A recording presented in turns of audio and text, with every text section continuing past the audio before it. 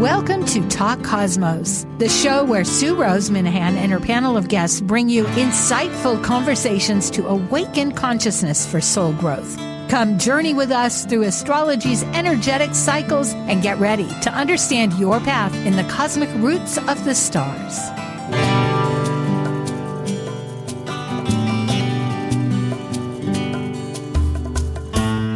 Hello, Happy New Year. This is actually just on the crest of going into 2025, and our panel is all about that in a new way, just because 2025 is going to initiate new terrain. It's going to be where we actually experience a new dimension of ourselves in community, evolving constantly. Astrodrama is our name of the game, but it's on an online version with Astro Jam. And you might say that this close-up is an interaction with the celestial consciousness. They speak. That is really how astrologers view planets and all the cosmic points and everything else. It's this evolution of reality. So we are personifying this for a spontaneous dimension of what really 2025 might bring to us. So thank you for joining us, and we are now ready for Astro Jam. Astro Jam is a fun and exciting reenactment where a group of astrologers bring two mystery charts to life. Here, planets speak their archetypal consciousness to us, just like they do in our minds and hearts. Playing out the chart's planets like a spontaneous music jam, this is your cast of Astro Jam. Hello, and I am introducing Melissa Elvira Billington from Australia. We have people around the globe, and you can check her Substack, Trust the Longer Journey, and this is always online, and you can check these bios later at your leisure. Israel Ahosi, I hope, is joining. He's always a little bit off, joining us from England, and that's Sacred Planets. Jolly Knot, also from England, is a consulting astrologer, a Reiki master and teacher, and a transformational coach with Bodhi High Mindful. Correct? Okay, thank you. Rob Pacetti with Deep Earth Astrology. He's a professional consulting astrologer, the visionary of Deep Earth Astrology. And you can find him again online.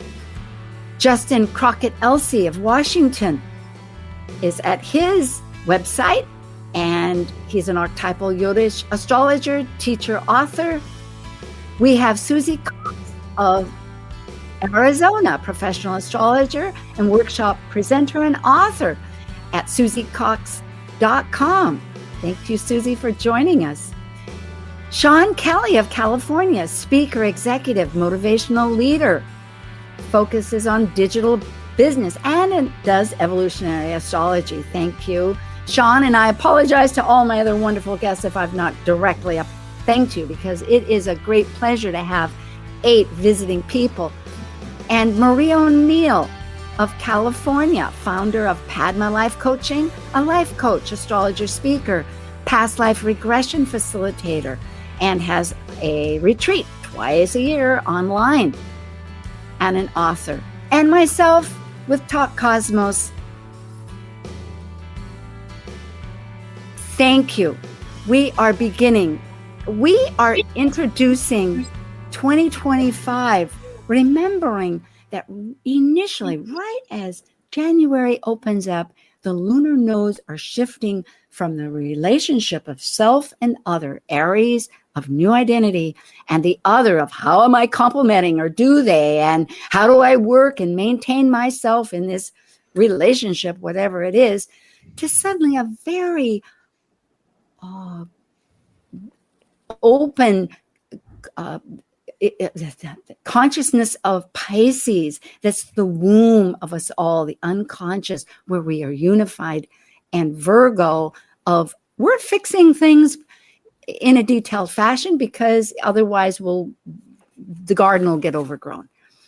That's a backdrop entering for 18 months.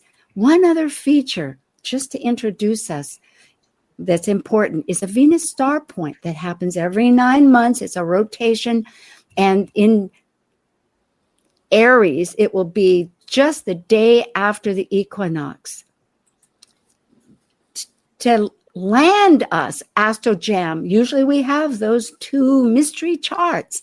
The mystery is 2025. How are we going to see it? And this is just one perspective. And to do that, we're enacting and personifying in character, each one of us a planet. The rogue planet will be Pluto. Anybody can take it. And it could be the moon if Israel, our good friend, happens to get delayed. Maybe he's anticipating that new moon that's happening tomorrow and you just can't see him, right? That is happening on the 30th, folks. And our names are going to be right in front of us. So you don't need to memorize this and we won't go over it. But also you can use chat. I know we have always had it. It will get flashed across the screen. We can not comment. So join in if you have a comment. We are starting with the spring equinox. It's actually the autumn equinox in the southern hemisphere. I just want y'all to know. Ah, yes, indeed. Thank you. We're seeing both sides of the coin. Thank you so much. Well, then we'll be flipping because right after that, the second half, Melissa, we're going to do the Libra point, which will be your Aries point. I've always loved to see the world that way. In fact, have you ever hung upside down on a sofa to see how maybe Fred Astaire or somebody danced on the ceiling? It's very exciting. And, we can't see our names, can we, here? Because I'm Uranus.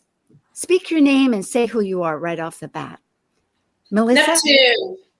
Susie? Jupiter. Jolly? Mercury. Sean? Saturn. Rob? The sun. Marie? Venus. And Justin? Mars. All right. Well, we will be these, and we may have to say, I'm so-and-so, and jumping into it. We will have this spontaneity of enactment as of now, starting with the sun, who is Rob, and we'll just digest how the half year will be. You will see on the left side the major outer planets that are ingressing all within 3 months. It is impactful. This year is dynamic. What are the waves? What is the ship that we're sailing on Neptune? Because Neptune's going to start us off. Okay. Boing. Rob. Hello, I am the sun. I am the heartbeat of the zodiac. I meter the day and I represent the self. And the spring equinox is the ingress into Aries for the sun. And this is all about initiation. It's the first crocus of the year bursting through the snow, at least in the northern hemisphere. And this is a very, very interesting time because this is a balance point, and we see that represented so well in the chart. Preceding us is Neptune and the North Node, kind of a confused sense of fate. And ahead of us slightly is a conjunction between a retrograded Mercury and Venus, the combination of our intellect and our values. And it's kind of the sun is kind of directing us to a disillusion of ourself, into a new being, but we're a little bit confused right now. We don't know what that's going to look like. And really the best planet to talk about confusion may be Neptune. So that's a good point. I am going to interject though right away because I am Uranus and I'm thinking to myself, I'm just sitting on the sides wondering, I understand Uranus, that's the Neptune, that's the one dissolvement that I'm working with. I'm so eager because all these others just sort of aggravate my tensions inside to want to suddenly make immediate explosions of ideas, but people aren't resonating. Yes, Neptune, please tell us more. Well, it's all an illusion, isn't it? It's all in the beauty and in the values. What are you willing to stand up for? What are you no longer willing to stand for? Neptune and Aries. We're gonna look for how to charge forward and make it beautiful at the same time. It's the individual coming to the fore in a beautiful way. And I'm sorry, I'm going to have to jump straight in because my name is Mercury. And of course, Mercury speaks quickly for the most part. Although I am in retrograde, but I am still in Aries, which is a Mars ruled sign. So therefore, I'm going to be a little bit aggressive. And quite frankly, I think it's a good thing that I am retrograde, but in Aries. I am here with Venus to welcome the sun. And the sun is moving away from Saturn, the North Node, and Neptune. It's moving away from illusion, delusion, confusion, and decay. And it is moving towards us, where Venus and I are rejigging, rethinking, remapping, remaking how we think and how we feel. Wouldn't you say, Venus? I actually would, and thank you for that introduction, Mercury. You did such a good job, especially since you're retrograde and supposed to be on vacation. So, as Venus, I am also retrograde, and I've been retrograde since March 1st. However, you really need to look at where I was back on January 28th, because that's when I entered the shadow period. So, Venus in Aries, why would Venus choose to be in Aries? Well, number one, Aries is the start of the season. This is a new beginning. Before we have a new beginning, however, we have to look back and review our values. What is it that we want for ourselves? What do we believe? What do we want concerning our relationships? Because Venus ultimately is about right human relationships.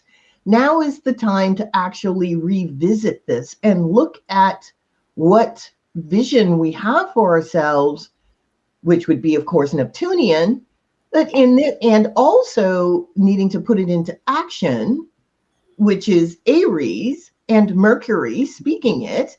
But I'm sitting here saying, hey, what do you desire? What do you want for your relationships? What do I want for my relationships? And of course, the sun is shining brightly on all of us because, the sun is out front. It's rising before Venus and before Mars. But, we still have to look to Saturn because Saturn is leading the ship.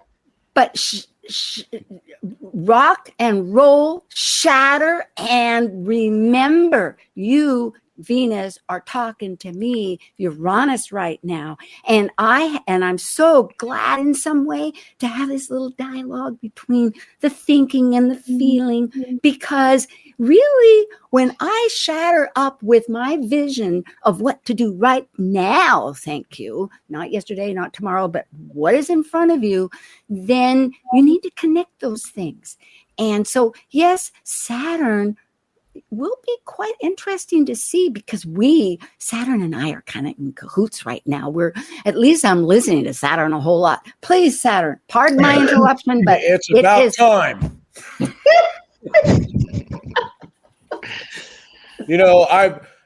All of you kiddos, Big Daddy Saturn here, need to understand that we're still dissolving boundaries. Yes, thank you. I'm Pisces over here, and Mars is helping me out, and Mars is helping you all out too, you Aries folks. Mars is your ruler, remember? Well, let's listen. You're right. Mars, what have you got to say for yourself? Mars is crying. Jupiter. Well, I'm getting ready. I'm right here, right next to this water here and this ship you see in the background. And I'm starting out this year retrograding. I'm going backwards. The beginning of this year, I don't know which direction I'm going. So I'm causing everybody in the collective to regroup, reorganize, change direction. But by Aries Ingress time, I'm direct, and I'm in water. As you can see behind me here, I'm feeling good in that water. So Mars, when I'm in Cancer, I'm making decisions based on my intuition, my feelings. And in this particular sky, at this particular point, I'm actually triangulating Saturn. So I'm looking at some emotional limitations with that. And I'm also trining Vesta, the collective there in Scorpio. So I'm really evaluating at this Aries ingress the emotions, the intense and passion that's going on in the collective. And I'm just wanting to feel comforted and nurtured by this water. Well, this sounds so good, but I'm thinking, what happened to Zeus, our leader, or the big sky of Jupiter up there? And look at that for the world chart. For the world, it's right, opening up something big. I'd love to hear what Jupiter wants to tell us. Hi, I'm Jupiter, and I love being full and energized, and especially in Gemini. I'm Gemini, feeling pretty smart in Gemini here. So, and I finally got done with a retrograde, so I'm feeling moving forward. And I'm a little bit out of the crowd over there, but, coming up pretty soon, I'm going to be squaring Neptune and Saturn, so I've got something coming up here.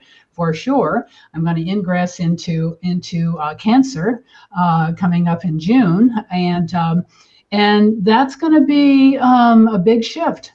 So Jupiter and Gemini, what I think is I am opening up the door for when Uranus goes into Gemini, because as soon as I leave Gemini, Uranus comes in.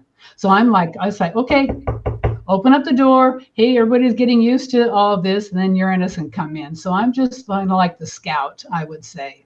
Yeah, and I have to say, I know I have to apologize for the confusion earlier. I realize I am still 1 foot back in the door of Pisces in the 11th house of the collective consciousness as Neptune, confusion. But I'm just so excited about being a spiritual warrior coming up in Aries, and I'm conjunct with y'all there in Aries. And still holding hands with y'all there in Pisces, Saturn and North Node. So, yeah. Well, I tell you, as Venus, I am so happy to have the support of Lord Pluto.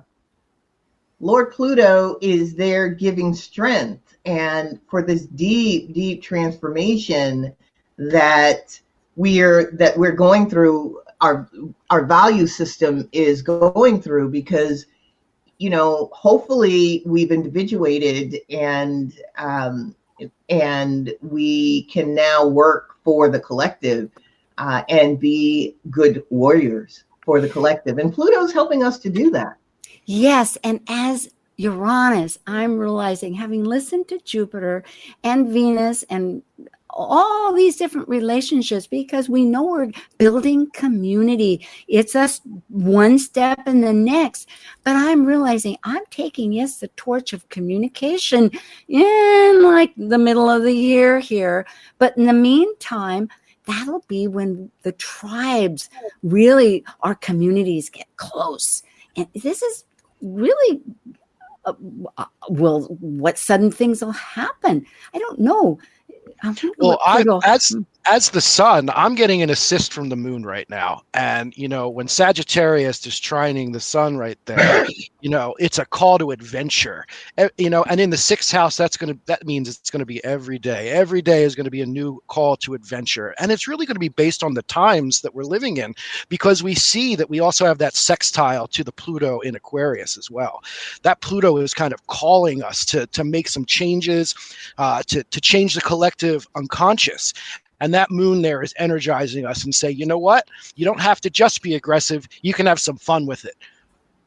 And I'm just going to jump in really quickly because, I am Mercury, so I'm really sorry, Mars, but you really need to give me a chance to speak, because I don't really get the chance to speak. So really quickly, I have to say that even though I'm retrograde, I still have zip, zip, zip, thanks to you, Mars. And I am actually trying that moon. So we are really reimagining the game. We are reimagining how we play, and that means to explore our moon comfort levels with things, are the things that bring us safety and security. I'll hand it back over to you, Mars. Well, I'm in the sign of the moon, so I'm trying to connect there with the moon, and in so I'm in the lunar mansion in this chart in Punarvasu in the Vedic, which is actually materialistic and ruled by Taurus. So I'm going to be focused again a little bit on my money and my Maslow hierarchy needs, and really pushing people in that direction right about this period of time, and in those emotions. Well, I'm helping you with that. I'm helping you with that. I mean, as Saturn, I really like what you're saying. Okay, I mean, but y'all with your like new adventure, Pluto over there, all that stuff, your moon and your Aries stuff. Look, you're gonna have to be cautious of your own self-undoing here, everybody. Saturn has spoken. Don't forget to do the picture. Well, I got to tell you, with the help of the moon, Venus and the moon are in sync. The needs and the desires are the same. They are energized. There's movement forward. There's higher thought coming in. There is there's a warrior aspect of knowing what you're willing to fight for with the desires and the needs, and we're pretty much unstoppable. And I have to say, as Mercury, I'm here to give voice to those thoughts. I'm here to give voice to those desires, those needs, and how we can rejig them for the second half of the 2020s. Yes, I think really we're right in the middle of huge eclipses. And woo! Thank you. Namaste to all. We now are going to be backstage and we can talk about this. Let's take that down for a sec, Nate, and let's just talk. Well, we can just talk a little bit. Yes. What was... I just want to really quickly, if it's okay, I know I'm still talking like Mercury, but I'm really talking as Jolly. And that is just to say that I think the shift into the Virgo Pisces axis is really interesting. I see that as the feminine learning axis. So we have Virgo that's like crunching data and considering it. And then we've got Pisces that's trying to use that data and integrate it into a way of being compassionate with our environment and with our world. But in particular, having the South Node in Virgo is really speaking to going back to basics. Ketu, or the South Node, is our castle, and this is where we are actually on familiar ground. So I think that's something to consider with the South Node in Virgo. I just got to chime in and share. Yeah, the nodal shift is big. And you guys, the chart we're looking at is actually my Saturn return. Aha. Love it.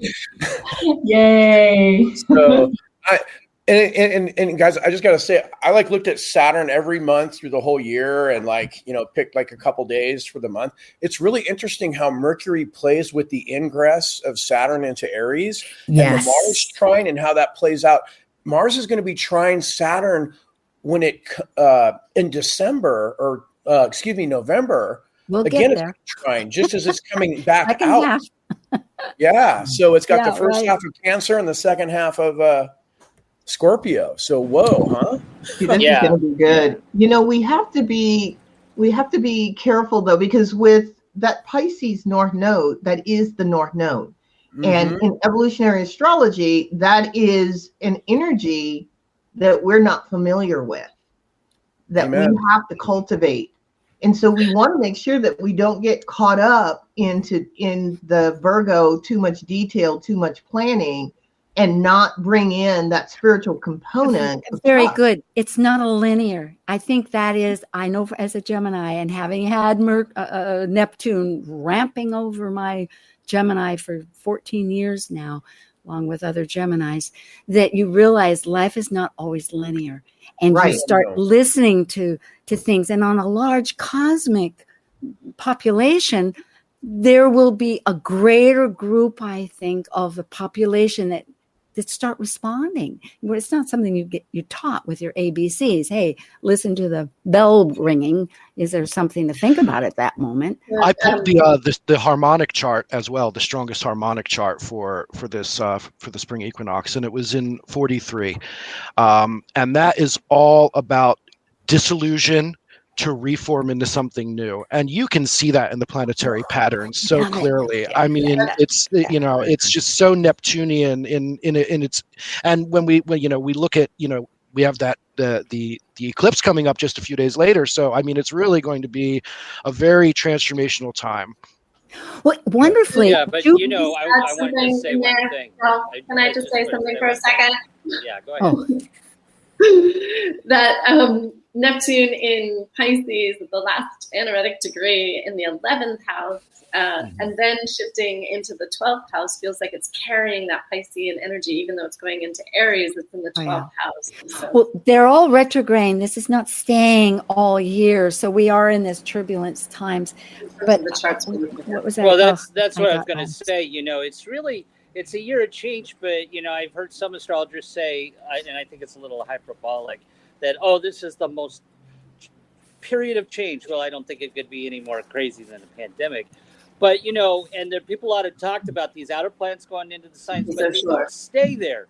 They're going back again. So we're still in this. Yep. It's not a complete going into it. They're going to go back into Pisces. They're going to go back again. Well, we'll talk about that with the just say second chart. That just means that we're still in a reorganization period, reevaluation period, even towards the end of next year.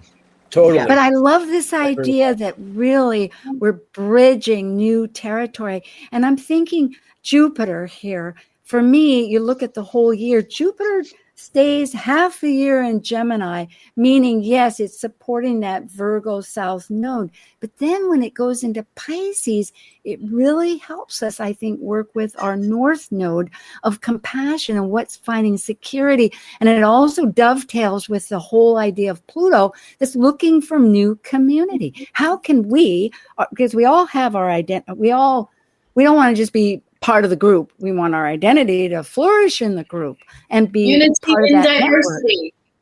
Network. Yeah. So it's what is our relationship in that community? And purpose. And what is the intention? Because it's the oneness. I think it stops that fragmentation that I'm different from you. Somehow we'll find, I hope, more common ground.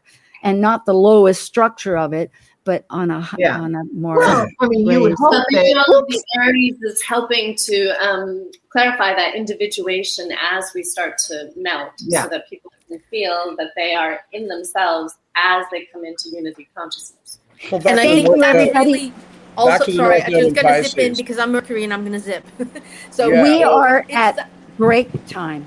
I just want to say really quickly, you notice that Mercury's in the fire signs and retrogrades into the water. So I am connecting fire, the intuition and inspiration, with water, the emotion. So that's, I just want to say that. So important. I have to pick up on that. You're absolutely right, because look at all the other planets. The Aries planets are going to go back into Pisces, which is still that air and fire dynamic, which is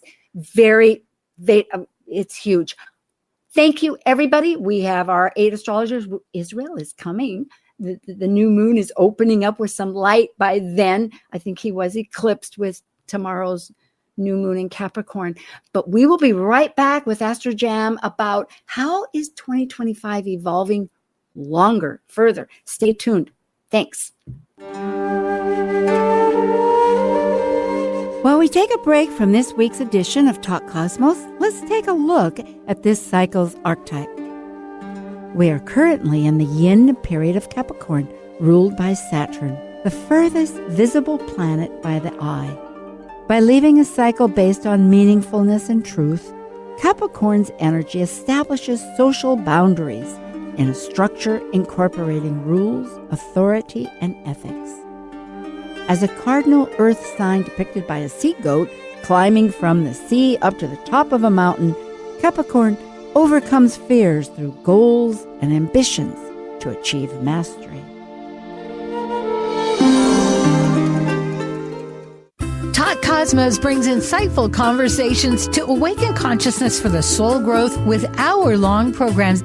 Talk Cosmos weekly programs are also available to watch live on the Talk Cosmos YouTube channel and Facebook page. While you're there, make sure you click the like and subscribe buttons so you get the full Talk Cosmos experience. Or if you'd rather listen to the show archives with audio only, the entire podcast collection since 2018 is available on most podcast carriers. And to find out about upcoming programs, sign up for the newsletter at talkcosmos.com. So grab your coffee, tea, or kombucha and enjoy the show. This is Martha Norwalk. Every Sunday morning, beginning at 9 a.m., thanks in part to newprosupplements.com, we cover the world of animals. This week, January 5th, it's our first show of the new year and Shelter Rescue Sanctuary and anything that helps our animal friends Sunday. We'll check in with Meow Cat Rescue, Help Animals India, and Animals24-7.org. Plus, we'll hear about all the great classes and events coming up at the Ananda Institute for Living Yoga.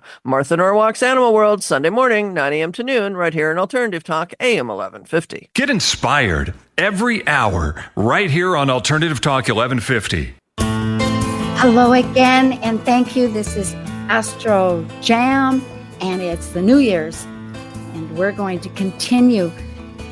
If I can get and we have Israel, the moon. Thank you, Israel. I'm here. Yes. All right. You can't do nothing without the moon. Well, we did. We managed, but you're right. Israel. You were part of the new moon with Capricorn. Very good. We're going to, Nate, can I have the slides? Okay. We, at this point, briefly bring in a little bit about each of our panelists. Melissa, you can find her at the Trust the Longer Journey at Substack. And all of these people go back to our slides or go to Talk Cosmos and you find out how to locate them. Israel Hosi, that just joined from England, has sacredplanets.com. He's a teacher, a consultant full-time, and also has a podcast now, a wonderful one that I've heard great things about, the Lunar Lounge. So very good, Israel. We have also in England, Jolly Knot, who has Bodhi Mindful and .com, and she's an astrologer, a coach, and a Reiki master, giving classes and constellations all the time. So thank you. Rob Pacetti on the East Coast in Pennsylvania has Deep Earth Astrology.com. This year, sometime or other, he is producing his tarot card that's very nature-oriented and very exciting with gorgeous graphics. That'll be exciting. And he's a professional consulting astrologer and author. Thank you, Rob. That's it. Deep Earth Astrology. Then we have Justin Crockett Elsie, and his website is that name, although he's also on Instagram quite a bit, and several other YouTube channels. He's on Elizabeth Liz Machette's channel, The Relationship Guys. He and Michael Bartlett have a great program. And then with Talk Cosmos, he's on several panels here. So thank you, Justin. He does consultants via Zoom, and workshop, and a teacher, an author, a Yodish archetypal astrologer. Susie Cox, who is joining us thankfully here, has a website. Oh, I like your top, your leaves, and is involved very much with the Tucson Astrologers Guild. And of course, her website is susiecox.com, and she has YouTubes and workshops everywhere and been involved many, many years. But Tucson Astrologers Guilds has lectures, and it's a great site to join or just listen and participate. So thank you, Susie. Marie O'Neill is a coach and has her own YouTube station, and she's an author, and she's also working with Kepler College. And you can find Padma Life Coaching.com to find out, or Padma Coach at iCloud.com to connect with her. Thank you, Marie. Sean Kelly does consultations and some lectures besides his marketing full time that he is involved with various businesses, and his site is evolutionaryastro.com.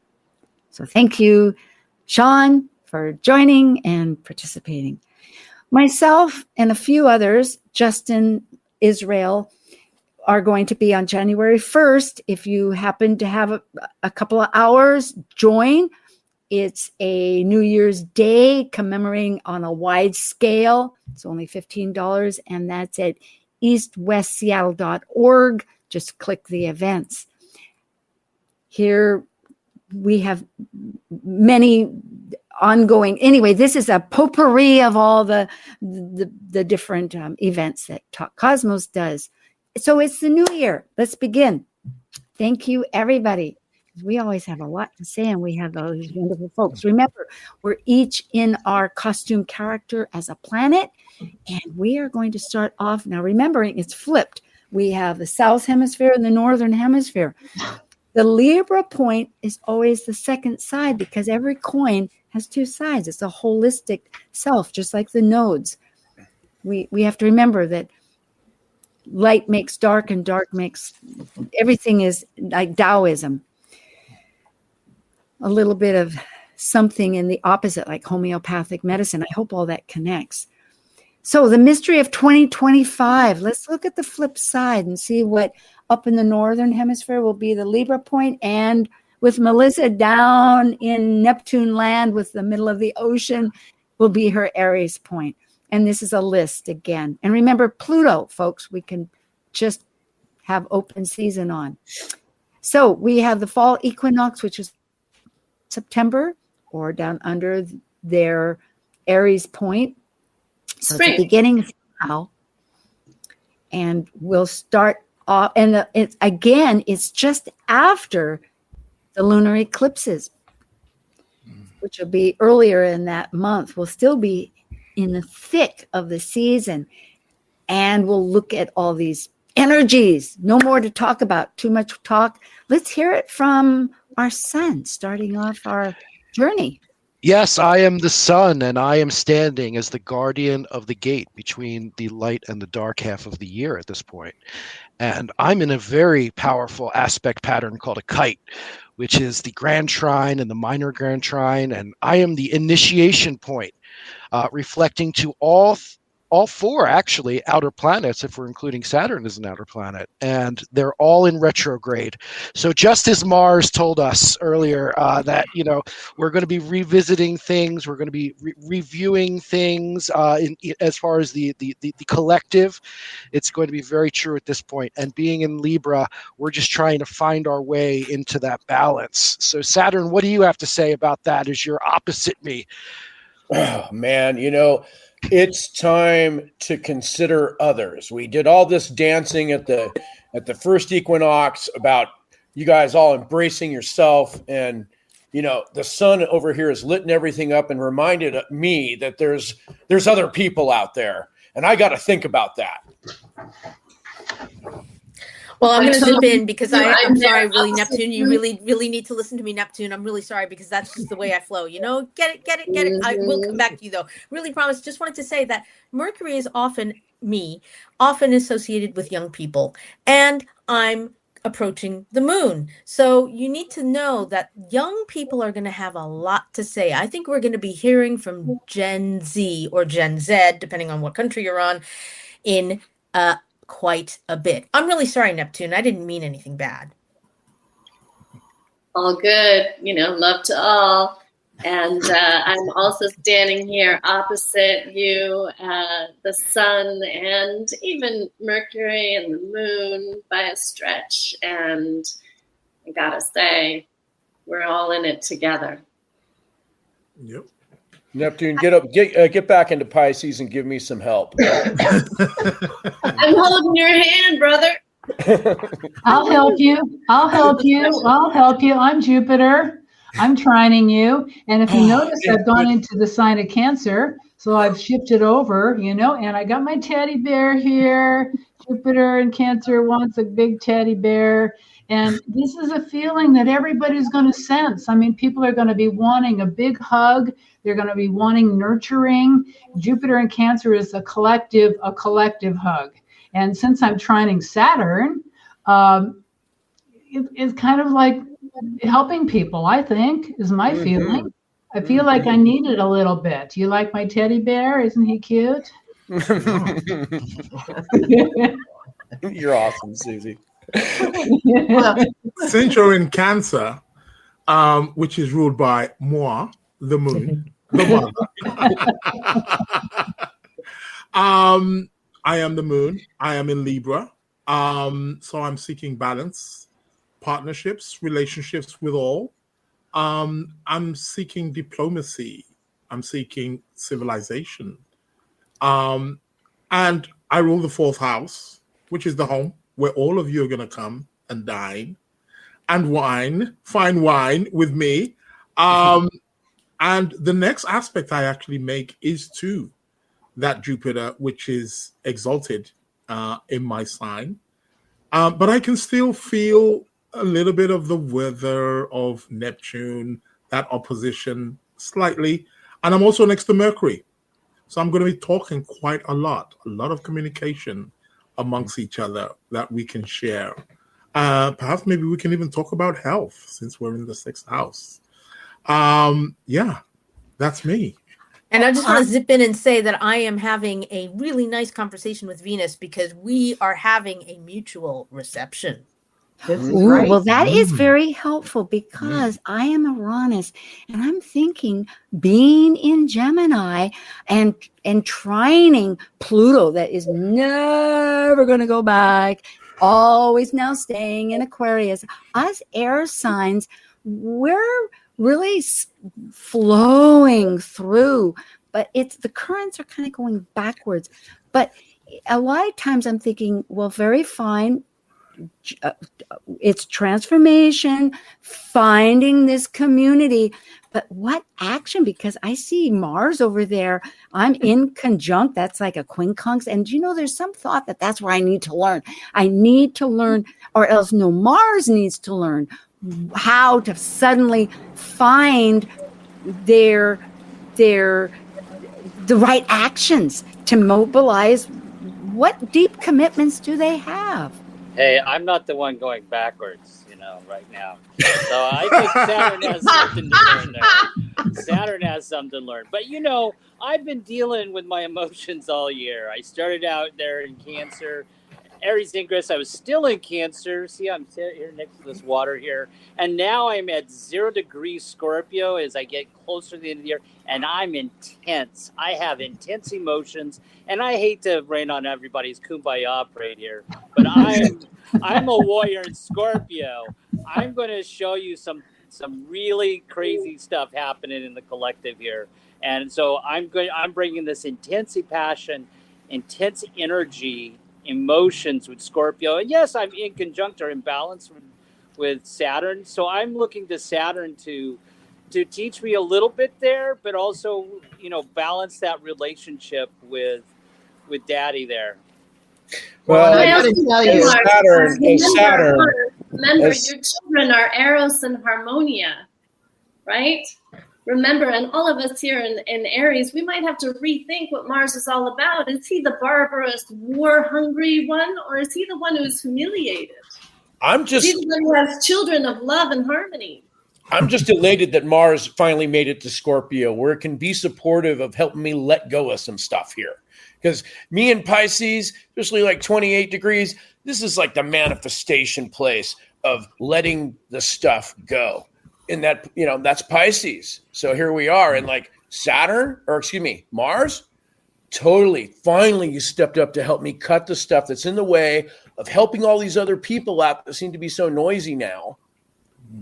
So I got to address it. Well, I am opposite Chiron here. So, I'm showing everybody, kind of dragging you through what your wound is right around this period of time as we've been halfway through this crazy year. And so there's a lot of strife going on here, and I'm going to show it to you with these intense emotions.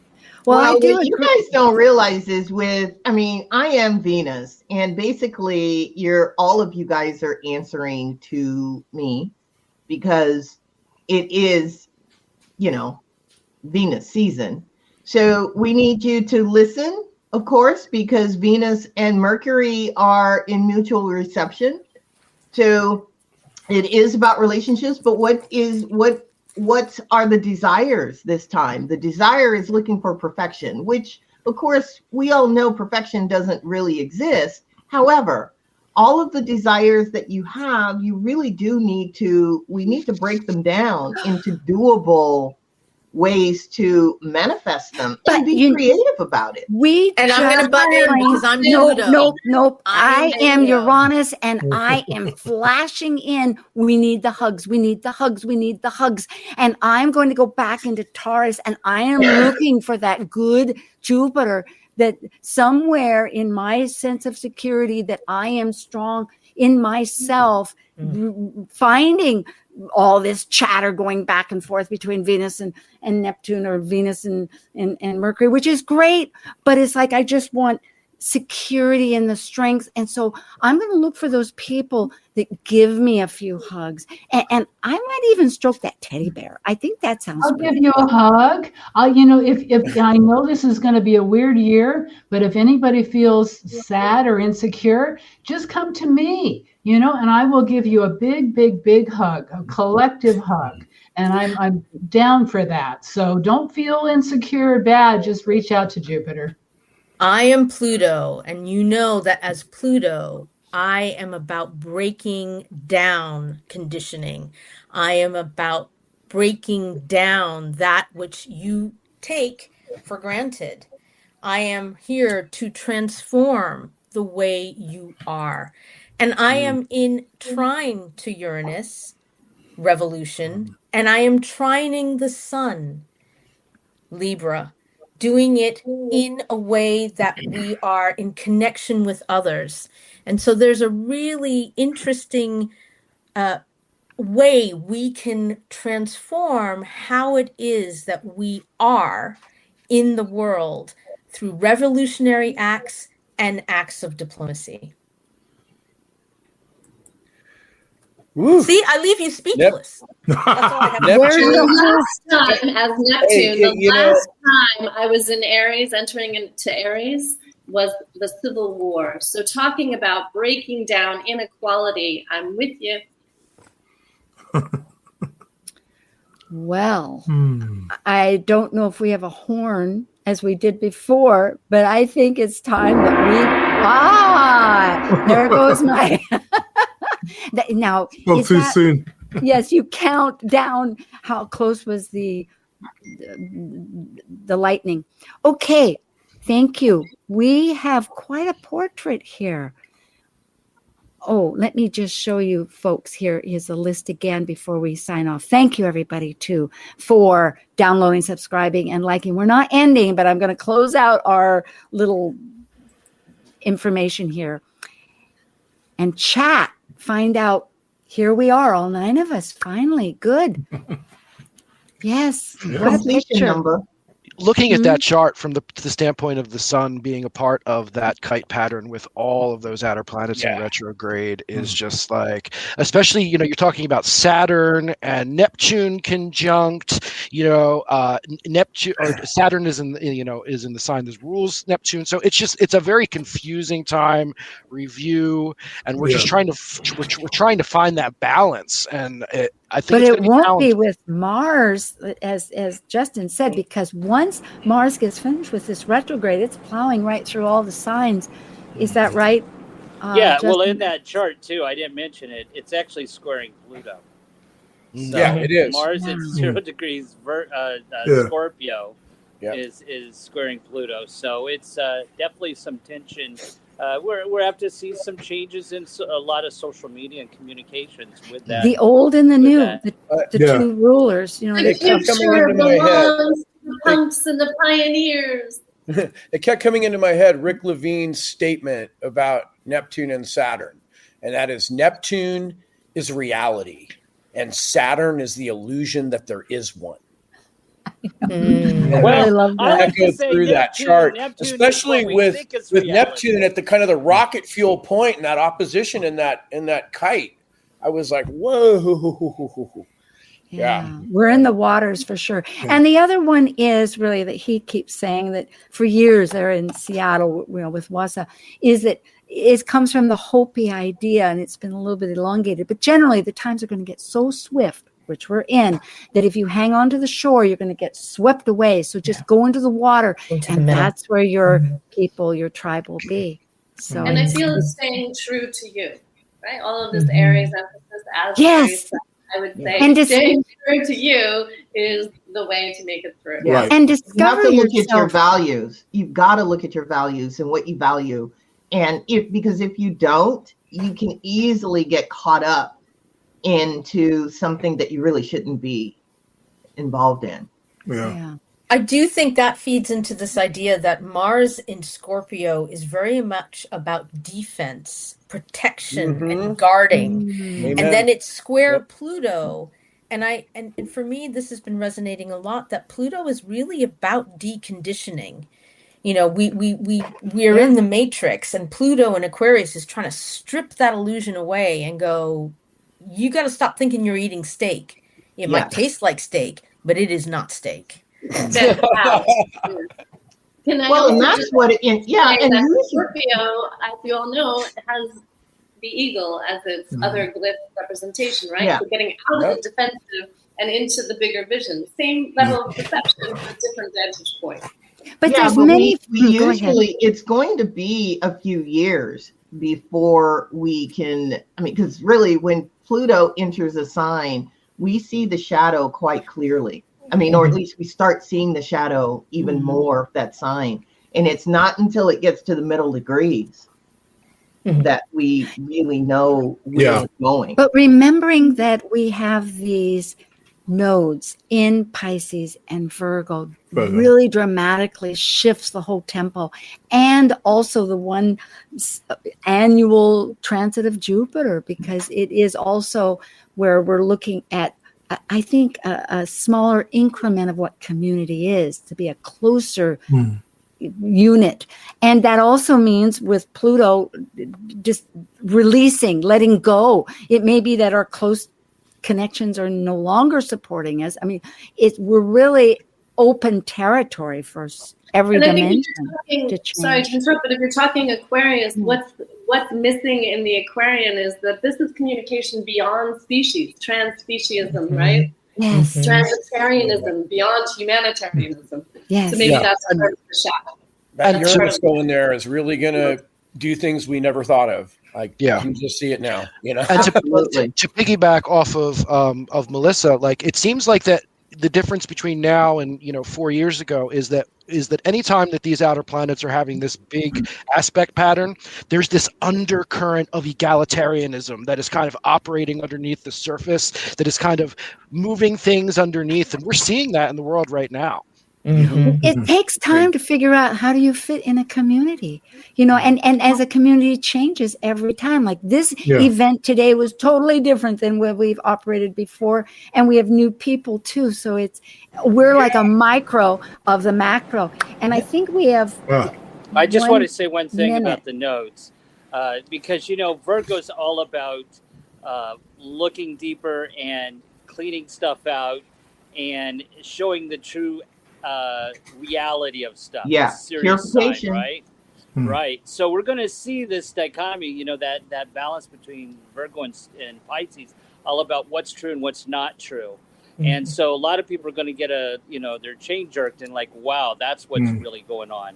So it's going to be Virgo's going to come in, and that South Node Ketu's going to clear house everywhere it travels over. I'm hoping we start looking at what to clean the oceans, clean the rivers, clean our homelessness, clean these things that keep us unified, that give us dignity of purpose and relationships and everything else. Bless you, everybody. Melissa, Susie, Jolly, I want to say, just real quick here, I want to throw in, sacrifice to create, create to sacrifice is that Virgo Pisces thing. And I want to roll a big red carpet out to Susie Cox. She is a legend. I'm so stoked that she's here with us. Amen. The legends within our hearts and as we share. Thank you. Thank you. Hugging. Thanks a lot. And Happy New Year, folks. And thank you so much. Same to you. Amen. From north, south, east, west, and outer, inner. I love Thank you. Okay. Thank you for joining an insightful conversation on Talk Cosmos, the show where Sue Rose Minahan and her panel of guests awaken consciousness by connecting soul growth patterns with astrology's energetic cycles. Be sure to tune in next week, same time, same place, to continue your journey through the roots of the cosmic pathway.